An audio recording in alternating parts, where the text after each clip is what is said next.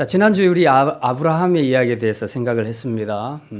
세상의 역사 속에서 지상에 하나님 나라를 처음으로 세우려고 하는 하나님의 계획이 이제 아브라함이라는 첫 머리를 통해서 이루어지는 그 내용. 그래서 너는 그 열방의 만민의 복이 될 것이다. 장차 세상을 구원할 메시아 예수가 너의 후손을 통해서 태어날 것이다. 그래서 너를 통해서 열방이 복을 받게 될 것이다. 그 이야기에 대해서 우리가 말씀을 생각했습니다. 자, 이제 이 아브라함이 100세에 아들을 얻었습니다. 아들 이름이 뭐죠? 이삭입니다. 예. 이제 이삭이 자라서 결혼을 해서 두 아들을 낳았는데요. 쌍둥이를 낳았습니다. 하나는 에서고 하나는 야곱입니다. 근데 진기한 풍경이 벌어졌습니다. 태어날 때에 아기를 봤는데 에서가 나오고 그 뒤에 나오는데 보니까 뭐 하나가 에서의 발목을 붙잡고 태어나는 겁니다. 참 기이한 현상이죠. 그래서 모태에서 두 민족이 서로 싸운다. 성경에서는 그렇게 비유를 하고 있습니다. 자, 그런데 이제 자라면서 형 에서는 그 주로 사냥을 하는 굉장히 남성적이고 터프한 그런 남성적인 기질을 가진 사람이었고요. 야곱은 반대로 굉장히 온유하고 그리고 차분한 성격입니다. 굉장히 꾀가 많은 사람이고 그리고 영적인 그런 야망이 굉장히 큰 사람이었습니다.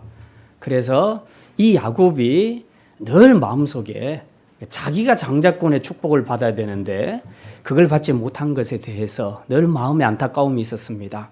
그래서 인위적으로 인간적으로 내가 그 축복을 받아야 되겠다 생각하고 형이 배고플 때에 이제 팥죽 한 그릇 주고 장자 명분을 사버립니다. 그리고 아버지가 돌아가시기 전에 눈이 좀 어두우니까 형 행세를 하고 또 장자의 그 축복을 다 받아버립니다. 그러고는 이제 들통이 나니까 그 도망을 가 계시죠. 이제 뒤에 배후에서 그 어머니 리브가가 배후 조정을 해주죠. 그래서 어머니의 권유로 해서 이제 외삼촌 라반의 집으로 피신을 하게 됩니다. 가는 길에 도망자의 길이니까 굉장히 외롭고 쓸쓸하고 힘들었겠죠. 그때 길바닥에 누워서 돌베개에 베개를 하고 잠을 자는데 꿈에 이제 하나님께서 이 사닥다리의 그 꿈을 보여주십니다. 그리고 야곱을 위로해주고 너에게 이 땅을 주리라는 약속을 하나님 앞에 받게 되지요. 그리고 라반의 집에 가서 얼마 동안 봉사하지요? 성경 퀴즈에서 나온 것 같은데 20년간 봉사를 합니다. 그래서 아내 라헬을 얻기 위해서 7년간 했는데 알고 보니까 라헬이 아니고 레아를 줬습니다. 그래서 7년을 다시 일해서 결국 라헬을 얻으려고 14년 동안 일을 하게 되고요. 그 다음에 자기 재산을 얻기 위해서 다시 6년 동안 일해서 도합 20년 동안 일하게 됩니다. 그래서 큰 부자가 되지요. 이 과정에서 야곱과 외삼촌 라반 사이에 서로 속고 속이는 그런 그 어떤 갈등들이 있었는데요. 아무튼 야곱이 승리하게 됩니다. 그리고 엄청난 부를 이루고 이제 아내 4명 그리고 자식 12명 그렇게 해서 그 종들과 그리고 모든 가족들을 거느리고 이제 귀향을 하게 됩니다. 드디어 자기의 고향으로 돌아가게 됩니다. 그런데 고향으로 돌아가는 것이 우리가 명절에 고향에 가는 거하고는 전혀 분위기가 다릅니다. 우리는 굉장히 들뜨고 기대하고 희망에 부푼 마음으로 가는데 야곱은 지금 죽을 상을 하고 가고 있습니다. 왜냐하면 지금 고향으로 돌아가면 누가 기다리고 있습니까? 예, 형 에서가 기다리고 있습니다. 자기가 에서를 속였잖아요. 그래서 장자 명분을 빼앗았기 때문에 에서가 그것 때문에 굉장히 지금 화를 낸 상태입니다. 물론 세월이 20년 지나기는 했지만 여전히 그것에 대한 분노를 가지고 있다고 생각한다면 이제 자칫 고향으로 돌아갔다가는 이제 목숨을 잃을 그런 상황이 있습니다. 그래서 야곱의 마음이 굉장히 지금 긴장된 그런 상태에 있습니다. 자, 이제 오늘 본문에 나오는 내용이 바로 지금 이 대목입니다. 돌아가고 있는 대목, 고향으로. 그런데 형 에서를 만나게 됐을 때에 자기가 어떻게 될까?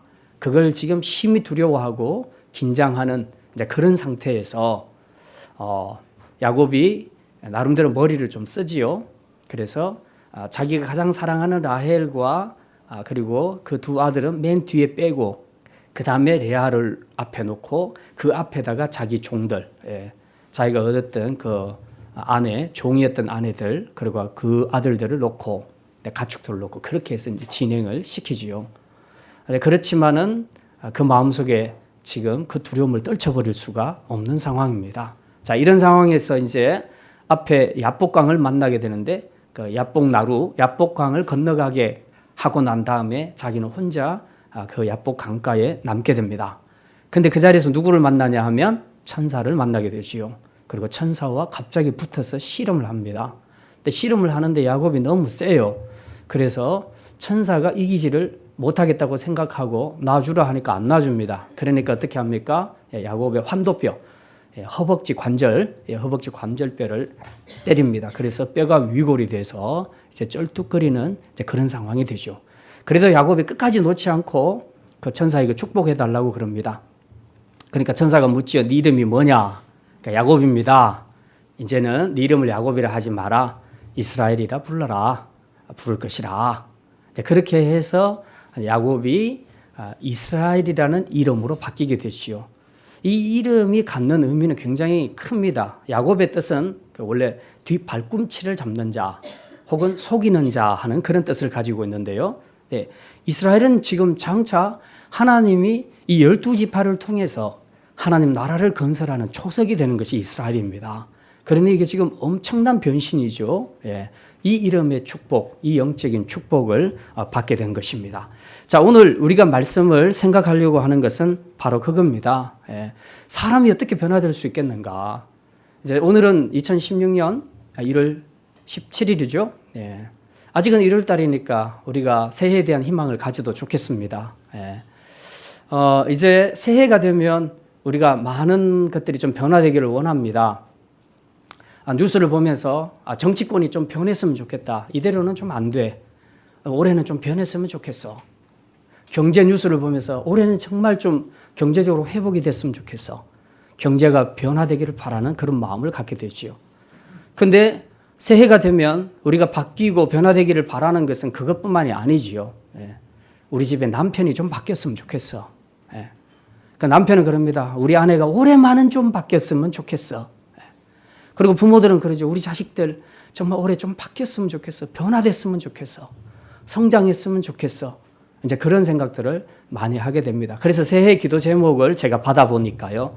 대부분 다 가족이 변화되게 하시고, 아이들이 변화되게 하시고, 직장이 변화되게 하시고, 사업이 변화되게 하시고, 뭐 이제 이런 변화에 대한 기도 제목들을 많이 올렸더라고요. 예. 이제 다 필요한 것들이죠. 예. 그러기는 한데 우리가 이제 한 가지 생각해야 될 것은 변화를 이야기할 때요. 많은 사람들은 내가 아닌 다른 타인의 변화에 대해서 자꾸 초점을 맞춥니다. 저 사람이 변해야 돼. 내 아내가 변해야 돼. 내 남편이 변해야 돼. 내 자식이 좀 변해야 돼. 그래야 내가 살 것 같아. 이제 자꾸 남에게 자꾸 초점을 맞춥니다. 그러나 성경이 말하는 인간의 변화는 남의 변화가 아니고 자신의 변화입니다. 자신이 변화하라는 거죠. 로마서 12장 2절에서는 이렇게 말합니다. 너희는 이 세대를 본받지 말고 오직 마음을 새롭게 함으로 변화를 받아 하나님의 선하시고 기뻐하시고 온전하신 뜻이 무엇인지 분별하도록 하라. 성경은 변화되라고 얘기할 때 남 이야기를 하는 게 아니고 너희 자신을 보라는 거죠. 네가 변화해야 된다. 말씀을 받는 우리 입장에서는 남이 아니고 내가 변해야 된다는 겁니다. 내가 변해야 그 다음에 다른 것이 변한다는 거죠. 그래서 오늘은 이제 이 야곱의 이야기, 특별히 이 야복강 가에서 천사와 싸워서 이름이 야곱에서 속이는 자에서 이스라엘의 하나님 나라의 초석을 이루는 이스라엘이라는 이름으로 바뀌게 되는 이 과정, 이 변화를 통해서 인간이 어떻게 변화될 수 있겠는가? 하나님은 사람을 바꾸실 때에 어떤 과정을 통해서 바꾸어 가시는가 하는 것을 우리가 좀 생각하려고 합니다. 오늘 두 가지만 말씀을 생각합니다. 첫 번째로 하나님이 야곱을 이스라엘로 변화시킨 데 사용하신 방법입니다. 첫 번째입니다. 야곱을 위기의 자리에 세우셨습니다. 한번 따라합시다. 위기의 자리에 세우셨습니다. 누구를?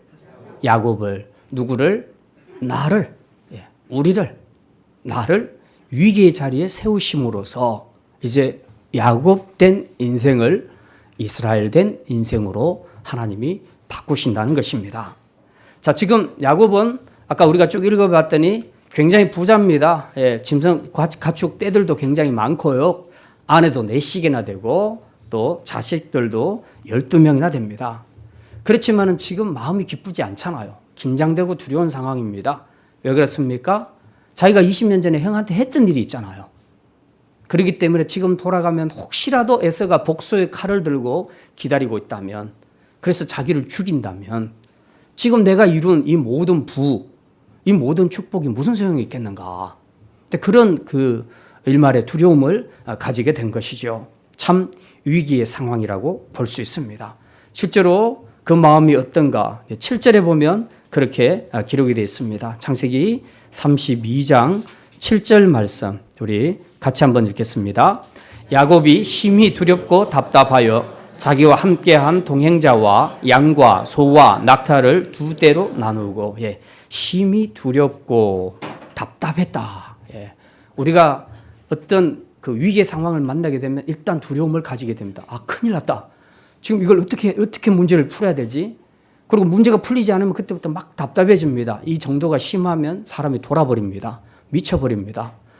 그래서 이 위기의 상황에서는 사람이 두려움과 그리고 답답한 마음을 가질 수밖에 없는 것이죠. 자, 그리고 11절에 보면 이런 답답한 상태에서, 두려운 상태에서 이제 야곱이 할 수 있는 일이 무엇이었을까? 11절 우리 같이 한번 읽겠습니다. 내가 주께 간구하오니 내 형의 손에서 에서의 손에서 나를 건져내시옵소서. 내가 그를 두려워함은 그가 와서 나와 내 처자들을 칠까 겁이 나기 때문이니이다. 지금 야곱은 위기 상황에서 할 수 있는 것이 아무것도 없었습니다. 그래서 오직 하나님께 기도하는 것밖에 없었습니다. 그리고 그 9절부터 12절까지 쭉 읽어보시면요, 이전에 하나님이 야곱에게 주셨던 언약의 말씀을 기억합니다. 그걸 기억하면서 하나님, 이 언약을 말씀하셨으니 이제 이루어 주십시오. 내가 지금 죽게 생겼습니다. 내가 이만큼 부를 이루고 돌아왔는데 내가 형의 손에서 한 칼에 죽어야 되겠습니까? 내 인생에 이렇게 물거품이 돼야 되겠습니까? 하나님, 나에게 약속하셨으니까 이제 이 약속을 따라 제가 기도합니다. 저를 살려주십시오. 하나님 앞에 간절히 기도하게 되지요. 우리 믿음의 사람들이 위기의 자리에 섰을 때 할 수 있는 것, 그리고 반드시 해야 할 유일한 것은 하나님을 구하고 찾는 것입니다. 하나님만을 바라보고 하나님만을 구하고 찾고, 그리고 그 약속의 말씀에 초점을 맞추고 기도하는 것, 이것 외에는 우리가 할 수 있는 일이 아무것도 없다는 사실입니다. 안 믿는 사람들이야 위기의 상황을 만나면 어떻게 합니까? 다 점쟁이 찾아가고, 그 무당 불러서 굿하고, 다 이렇게 해서 문제를 해결해 보고자 하지만 그걸로는 문제가 해결되지가 않죠. 우리의 모든 인생사를 주관하시는 그 하나님께서 지금의 이 위기 상황에 나를 세우셨다면 문제를 풀어갈 수 있는 길도 하나님밖에 없다는 사실입니다. 그래서 우리가 할 수 있는 유일한 것은 그 하나님을 주목하고 바라보고 그분이 주신 약속의 말씀 붙잡고 그분에게 초점을 맞추고 기도하는 것, 바로 이것만이 위기 상황에서 우리가 할 수 있는 유일한 길이다 하는 것을 우리가 기억을 해야 합니다. 자, 그리고 난 다음에 이제 하나님은 또 어떻게 야곱을 위기의 자리에 세우시는가? 여기 보니까 야곱을 야복강 나루에 홀로 남겨두십니다. 이제 가족들을 다 먼저 앞에 보내고 이제 자기가 이제 남아 있지요. 지금 심정이 얼마나 착잡하겠습니까? 지금 내가 죽을 수도 있고 내 사랑하는 가족들이 다 죽을 수도 있는데 몰살할 수 있는데, 더구나 지금 400명의 군사를 풀어서 400명의 사람들을 데리고 에서가 온다 하잖아요. 그 소식을 듣고 지금 아주 심각한 상황이 됐습니다. 그래서 가족들 다 앞으로 보내놓고 자기 혼자 그 야복강 가에서 기도하지요. 하나님 앞에 기도합니다. 지금 이 상황은 어떻게 해야 되겠습니까? 하나님 앞에 기도하고 있는데 그때 천사가 나타납니다. 지금의 상황은 굉장히 외로운 상황이죠. 하나님이 이제 혼자 있게 내버려 두시는 것입니다. 너 그동안 지금까지 많은 가축 거느리고 떵떵거리고 살았고, 그리고 많은 가족들, 그리고 많은 아내들 속에서 행복하게 살았는데, 그러면서 네가 나를 한 번이라도 쳐다봤냐? 네가 나를 봤냐? 이제는 너 혼자 나하고 1대1로 한번 만나보자. 하나님이 대면하기를 원하시는 것입니다. 그래서 철저하게 고독한 자리, 외로운 자리, 힘든 자리에 홀로 야복강가에 남도록 하나님께서 그렇게 하신 것입니다. 자, 그런 상황에서 이제 천사와 씨름을 하게 되는데, 천사가 이 씨름을 하다가 보니까 야곱이 너무 세요. 그래서 도저히 안 되겠다 생각하고 이제 그의 환도뼈를 부러뜨립니다. 자, 이 대목에서 잠깐 광고가 들어갑니다. 예, 광고가 아니고 보충 설명이 있습니다. 자, 이 성경을 읽으면서요, 이런 질문들을 많이 합니다. 야곱이 이만기나 그거 강호동처럼 씨름을 굉장히 잘하는가 봐요. 그리고 또 어떤 사람은 천사가 이렇게 허약해요? 천사가 어떻게 사람에게 지를 수 있대요? 도대체 이 씨름이 경기 운영이 어떻게 진행되는데 야곱을 이기지 못한단 말입니까? 천사가? 이거 좀 이상하네요. 이제 이런 여러 가지 질문들을 많이 합니다. 예. 자, 거기에 대한 해석을 제가 해드립니다. 자, 호세아서, 지금 본문 그대로 펴놓으시고요. 예. 호세아서 12장을 우리가 잠깐 보겠습니다. 호세아 12장, 구약 성경, 제 성경으로 1267쪽입니다. 구약 1267쪽 그 부분에 호세아 12장이 있습니다. 호세아 12장 찾았으면 3절과 4절을 봅니다. 3절과 4절 같이 읽습니다. 야곱은 모태에서 그의 형의 뒷발꿈치를 또 힘으로는 하나님과 겨루되 천사와 겨루어 이기고 울며 그에게 간구하였으며 하나님은 베델에서 그를 만나셨고 거기에서 우리에게 말씀하셨나니. 예. 이 호세아서에 보면요, 하나님이 야곱이 천사와 겨루어 이겼다 했는데 3절 앞 끝부분에 보면요, 힘으로는 하나님과 겨루었다 그러죠. 천사와 겨루은 것이 곧 하나님과 겨루은 것입니다. 그런데 그 싸움에서 이겼다 졌다? 누가 이겼어요? 야곱이 이겼다고 말합니다. 이게 참 웃기는 이야기죠. 어떻게 씨름해서 이길 수 있는가? 이 씨름은요, 육신의 씨름이 아니에요. 영적인 씨름입니다. 영적인 기도라는 겁니다. 그러면 어떤 방법으로 경기 운영이 어떻게 되는가? 여기 오늘 봤더니 야곱이 이겼던 비결은 4절에 나와 있습니다. 이기고 울며 그에게 간구했다. 울며 간구하는 방식으로 하나님의 손을 붙잡고 축복을 달라고, 문제를 해달라고 하나님 앞에 기도했던 것입니다. 이게 바로 영적인 씨름입니다. 강호동이나 이만기를 생각하시면 안 되고요. 영적으로 기도를 통해서 하나님 옷자락, 천사의 옷자락을 붙잡고 지금 내가 이 문제가 해결받을 때까지, 하나님이 축복해 주실 때까지 나는 절대로 놓지 않겠습니다 하고 끝까지 버틴 겁니다. 이게 씨름이라는 거죠. 자, 이제 이 씨름을 통해서 우리는 야곱의 성정도 또 짐작할 수가 있죠. 아까 3절에 말한 것처럼 야곱은 모태에서 날 때부터 형의 발 뒤꿈치를 잡고 태어났다고 그렇게 말하고 있죠. 야곱은 그만큼 참 끈질긴 사람입니다. 한번 목표가 생기면, 타켓을 잡으면 그것을 성취할 때까지, 쟁취할 때까지 포기하지 않고 끝까지 물고 늘어지는 진돗개처럼 그런 성정을 가진 사람이었다는 겁니다. 자, 이처럼 영적인 부분에서도 굉장히 욕심이 많은 사람이었는데 지금 야복강가에서는 혼자 있습니다. 죽음을 앞두고 있습니다. 가족들이 몰살하게 될 그 위기를 맞고 있습니다. 이 상황에서 야곱이 뭘 생각할 수 있었겠는가?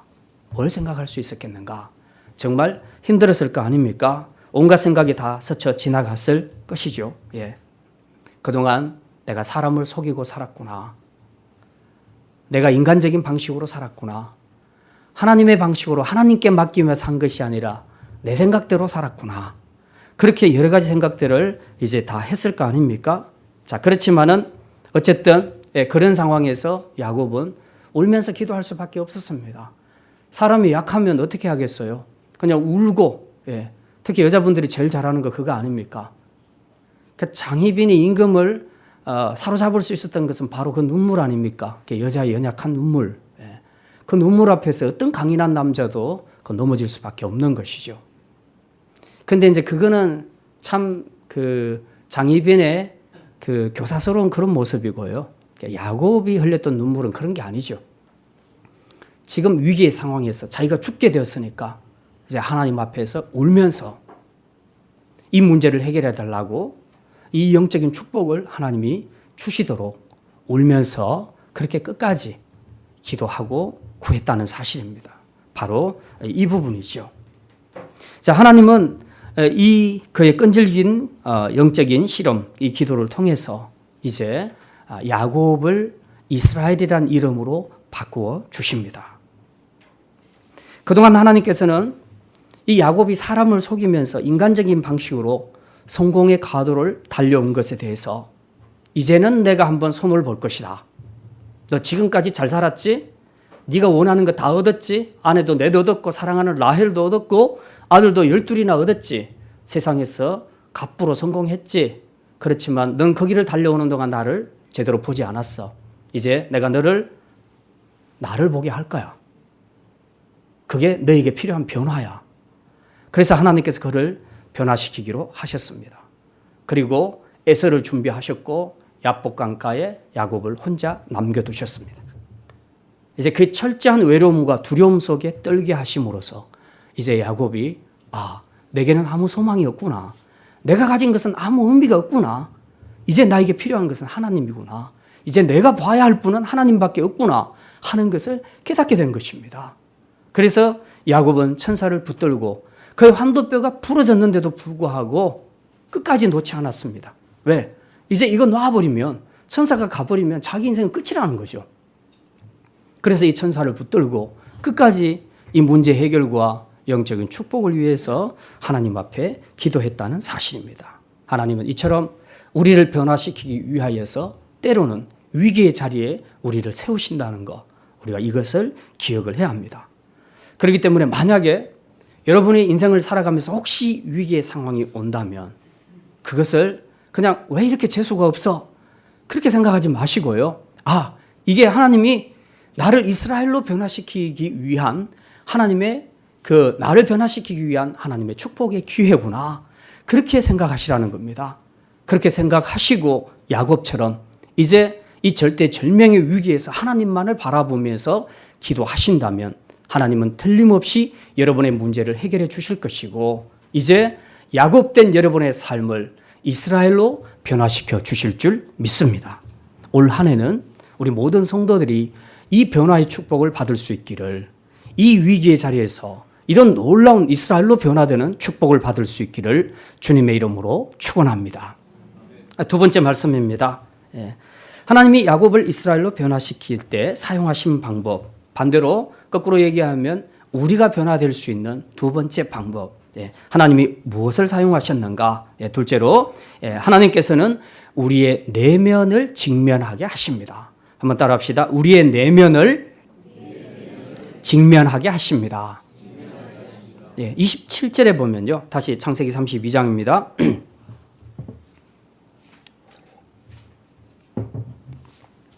27절에 보면 천사가 야곱에게 이렇게 묻습니다. 네 이름이 무엇이냐? 그가 이르되 야곱이니이다. 자, 그러면 천사가 네 이름이 뭐냐고 야곱에게 물었을 때 천사가 정말 야곱의 이름을 몰랐을까요? 모르고 물었을까요? 이름이 너무 궁금해서 알고 싶어서 물었을까요? 천사가 야곱의 이름을 몰랐을 리가 없지요. 그럼 왜 묻습니까? 왜 네 이름이 뭐냐고 묻습니까?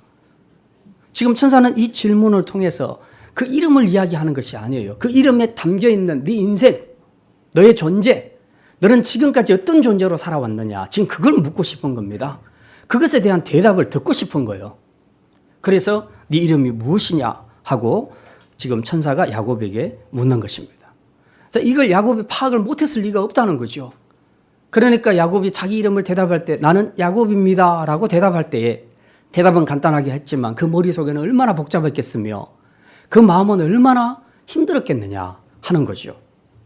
이건 정말 자기 야곱의 이름에 담겨있는 그 형 발 뒤꿈치를 잡고 태어난 자 혹은 속이는 자, 그 이름에 걸맞게 그는 늘 인생을 속이면서 성공을 위해서 그렇게 속이면서 살아왔던 그런 인생이었습니다. 이제 그 인생을 되짚어 보도록 천사가 묻는 거죠. 네 이름 뭐냐? 그 이름의 의미를 네가 아니까 네 인생은 어떤 인생이었느냐? 그걸 묻고 있죠. 야곱이 대답하려니까 너무 부끄러운 거죠. 저도 이 비슷한 부끄러운 과거가 하나 있습니다. 예. 제가 전도사 시절 30대 초반이었는데요. 예. 그때 그 운전 면허를 처음 따가지고 이제 교회 차를 몰고 담임 목사님이 교회 차를 몰고 갈 수 있도록 이렇게 해주셨어요. 그래서 이제 혼자서 차를 몰고 교회 볼일도 보고 이제 그렇게 했는데, 당시에는 교통법규가 어떻게 되어 있었냐 하면, 지금은 승합차들이 모든 차로를 다 달릴 수 있습니다. 근데 당시 제가 딸 때는요, 국도에 2차선이 있으면, 편도 2차선이 있으면 1차선에는 승합차가 다닐 수 없게 되어 있었습니다. 승합차는 항상 2차선만 가야 돼요. 그리고 1차선은 뭐 승용차나 택시나 뭐 이제 이런 것들만 가게 돼 있었어요. 제가 이제 항상 승합차를 타면서 생각한 것이, 이 교통법규 참 문제다. 왜 승합차를 차별할까? 승합차도 1차선으로 가면 뭐가 문제가 있나? 이제 늘 그렇게 불만이 있었는데요. 이제 하루는 그 차를 운전해서 가는데 그 국도에서 오르막이 나타났습니다. 오르막이 나타나는데 막 가는데 앞에 보니까 큰 덤프트럭 같은 큰 짐차가 있어요. 굉장히 큰 차가 있어요. 근데 이런 차들은 오르막에 못 올라가잖아요, 잘. 그러니까 정말 군뱅이처럼 그렇게 올라가는 거예요. 근데 계속 2차선을 가야 되니까 할 수 없이 따라가는데 막 나중에는 막 지치는 거예요. 근데 왼쪽 차선은 쌩쌩 달리거든요. 그래서 내 생각에 꼭 이 대목에서 내가 법규를 지켜야 되겠나. 그래서 살짝 1차선으로 갔다가 다시 2차선으로 저 차만 추월하면 되니까, 그래서 1차선으로 갔다가 2차선으로 가야지. 근데 계속 벼르고 있었습니다. 갈까 말까 계속 그러다가 너무 못 올라가는 거예요, 차가. 그래서 결국 모르겠다고 1차선 들어가 버렸습니다. 딱 들어가가지고 이제 차를 추월하고 다시 2차선으로 딱 들어왔거든요. 딱 들어오는데 저기서 그 당시에는 교통경찰들이 그 길에서 국도 옆에서 이제 차 세워놓고 많이 잡았어요. 딱 걸린 거예요. 그야말로. 요즘 애들 말로 딱 걸린 겁니다. 이제 난감한 거, 이걸 어떻게 해야 되나. 근데 또 교회 차에는 또 무슨 교회하고 이름이 붙어 있잖아요. 이게 또 더 난감한 거죠, 이게. 그래가지고 이제 면허증 달라고 그랬어요. 좋습니다. 그러면서 이 사람이 뭘 적으면서 그래요. 교회 분이시네요. 가만히 있었어요. 목사님이세요? 아니요. 집사님이세요? 아니요. 아니, 목사님도 아니고 집사님도 아니면 뭡니까? 그래서 제가 가만히 있다가 전도사요. 전도사요. 제가 이제 그랬습니다. 그랬더니 아주 의미심장한 웃음을 이제 띄면서 그러더라고요. 교회 다니시는 분이니까 제가 좀 봐드리겠습니다 하면서 그렇게 얘기하는데, 제가 굉장히 낯이 뜨거웠거든요. 천사가 야곱의 이름을 물었을 때에 이름을 묻는 게 아니잖아요.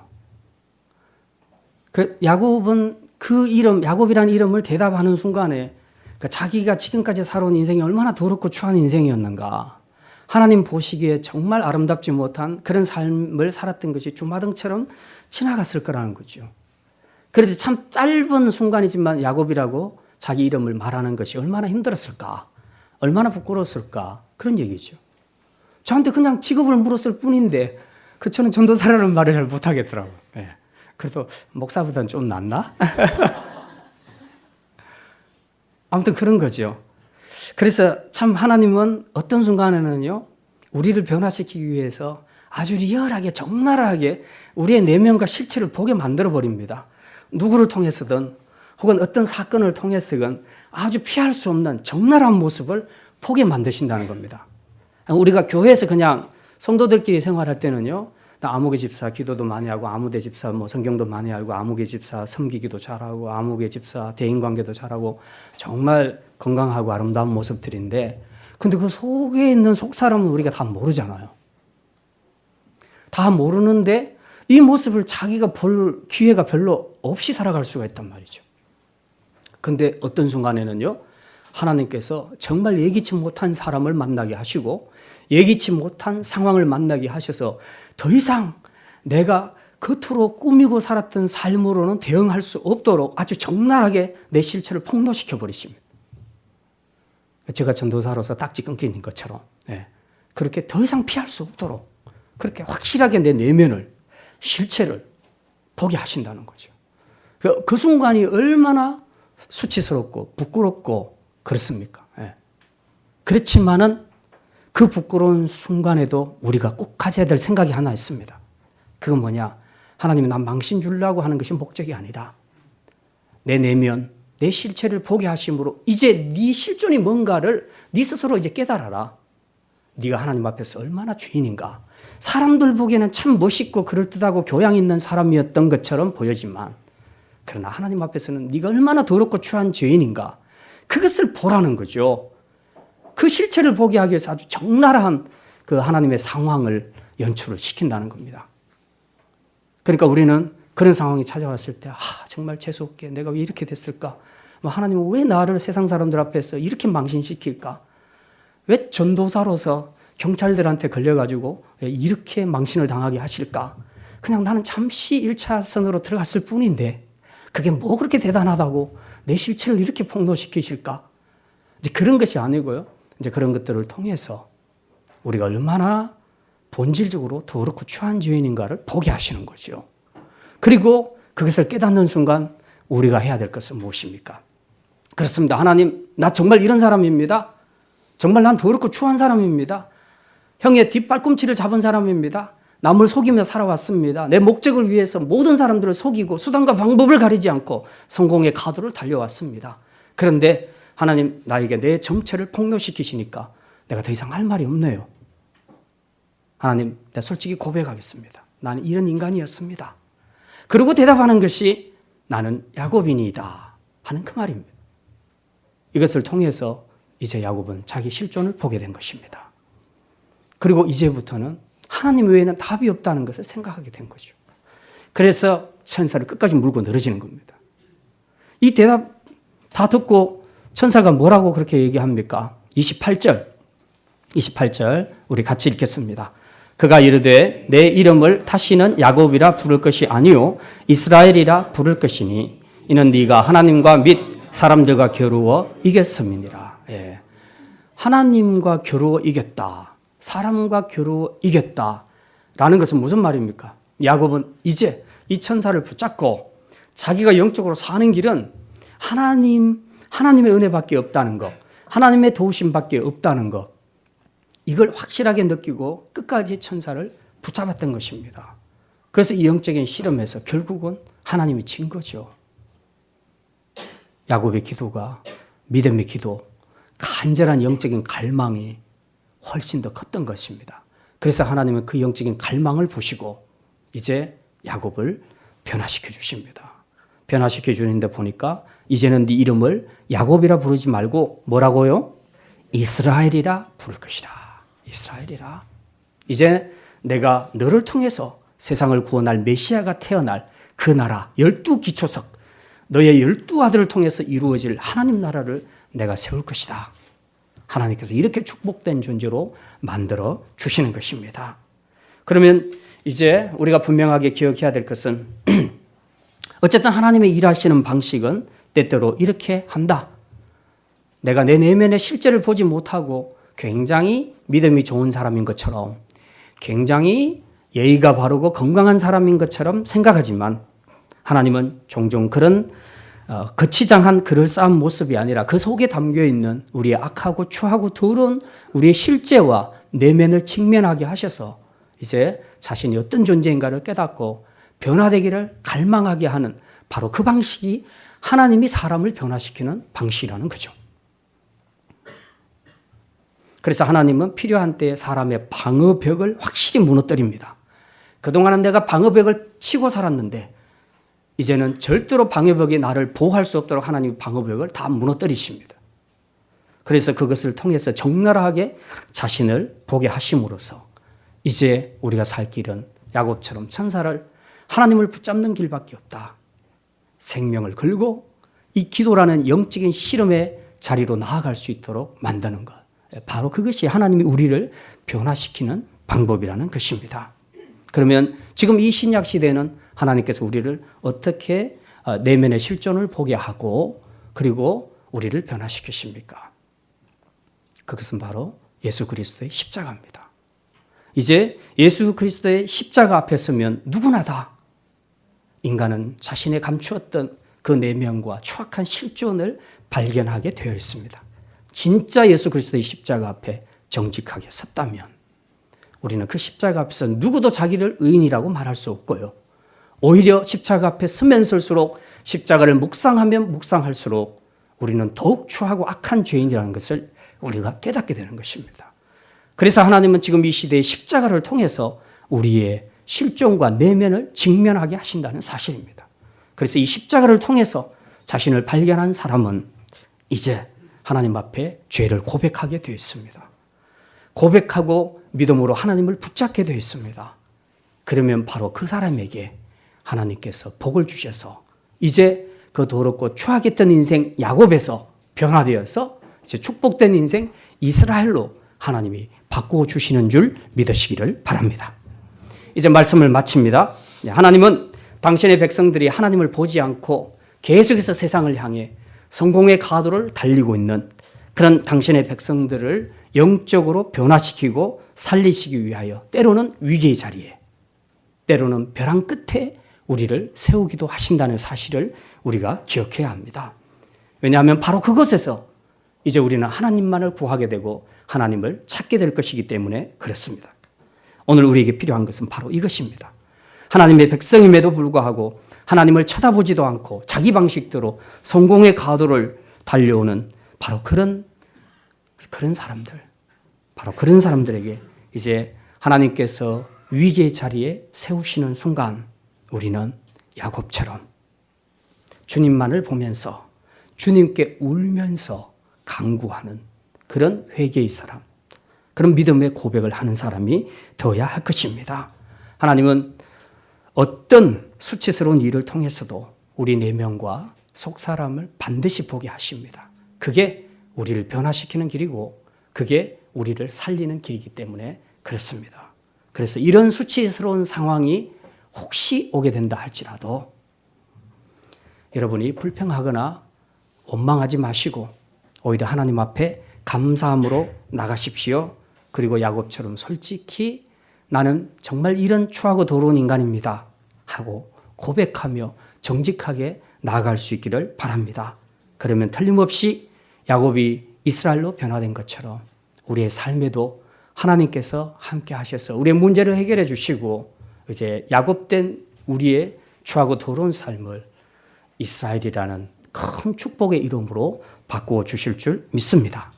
올 한 해는 우리 모든 성도들이 더 위기의 자리에 서 있을수록 야곱처럼 주님의 얼굴을 구하시고 이름을 구하시고 또 자신을 정직하게 고백하는 회개를 통해서 이제 남이 아닌 타인이 아닌 나 자신이 이스라엘로 변화되는 축복을 보게 되는 그런 축복의 역사가 있기를 주님의 이름으로 축원합니다.